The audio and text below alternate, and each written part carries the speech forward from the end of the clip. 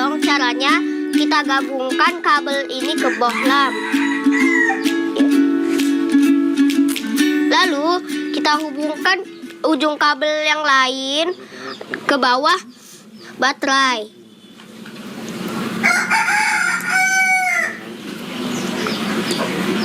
Jadi deh.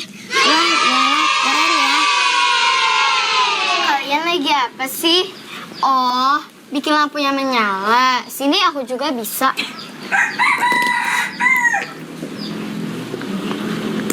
Lihat ya. Simsalabim, menyala. Lah, kok tidak menyala? Pantas kau lupa.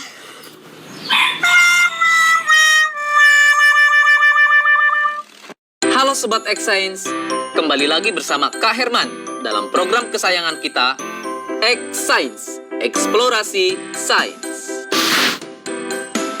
Sobat X-Science, tahu tidak kenapa bohlam bisa menyala ketika dihubungkan dengan baterai menggunakan kabel? Itu karena ada arus listrik yang mengalir. Nah, arus listrik itu mengalir dari kutub positif ke kutub negatif, atau dari tegangan yang lebih tinggi ke tegangan yang lebih rendah. Bagaimana ya dengan larutan? Bisa tidak menghantarkan listrik? Baik adik-adik, kita buktikan yuk dengan eksperimen. Sobat X-Science, eksperimen kita kali ini adalah percobaan larutan elektrolit dan non-elektrolit. Alat dan bahan yang dibutuhkan dalam eksperimen ini yaitu toolkit listrik yang berisi gauge-meter, aquades, air garam, dan air asam jawa. Setelah semua alat dan bahan tersedia, maka langkah selanjutnya, masukkan ujung kabel ke larutan aquades, lalu amati jarum pada meteran alat atau disebut gauge. Tidak bergerak. Setelah itu, ulangi proses kegiatan dengan menggunakan larutan air garam dan larutan asam jawa. Perhatikan pergerakan jarum pada gauge-meter.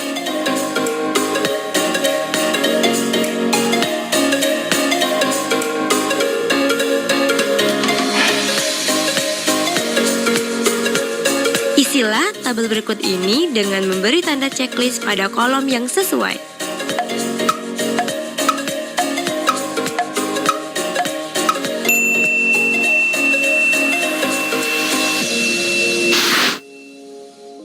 Sobat X-Science, sekarang kita simak ya penjelasan hasil eksperimennya. Ternyata ada dua macam larutan berdasarkan kemampuannya dalam menghantarkan arus listrik. Larutan yang tidak menghantarkan arus listrik disebut larutan non-elektrolit. Sementara larutan yang bisa menghantarkan arus listrik disebut larutan elektrolit. Kok bisa demikian ya adik-adik? Begini, kakak jelasin ya. Larutan non-elektrolit tidak dapat menghantarkan arus listrik karena di dalamnya tidak ada ion.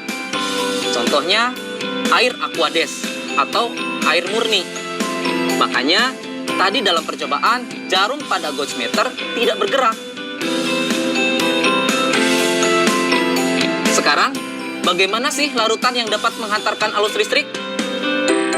Larutan elektrolit terbentuk dari terlarutnya senyawa elektrolit dalam peralut air, di mana senyawa itu terurai sempurna membentuk ion positif atau disebut kation dan ion negatif atau disebut anion. Pada saat arus listrik melewati larutan elektrolit, ion-ion dalam larutan menghantarkan arus listrik seperti layaknya dalam kabel. Nah, Sobat X-Science, sekarang kita lihat larutan garam dan larutan aquades. Jarum pada gauge meter bergerak pada larutan air garam. Ini menunjukkan kalau air garam dapat menghantarkan arus listrik. Kenapa bisa demikian? Garam atau NaCl ketika larut dalam air, garam tersebut akan terurai menjadi ion-ion, yaitu ion Na+ dan ion Cl-, yang kemudian mereka terurai, berpencar saat di dalam air. Begitu penjelasannya adik-adik. Menyenangkan bukan belajar sains? Nah adik-adik, dari tayangan tadi kita belajar kalau air garam dan air asam jawa bisa mengantarkan arus listrik. Sekarang waktunya menjawab pertanyaan. Siap-siap mencatat ya. Pertanyaannya adalah, kenapa air garam bisa mengantarkan arus listrik? Dicatat ya, kenapa air garam bisa mengantarkan arus listrik? Nanti jawablah pertanyaan ini sebagai tugas di rumah ya. Kerjakan pertanyaan dengan bimbingan guru atau orang tuamu. Sekarang adik-adik belajar di rumah aja bersama Kak Herman hanya di TVRI. Adik-adik ingat selalu untuk mencuci tangan dan menjaga kesehatan untuk mencegah penyebaran COVID-19.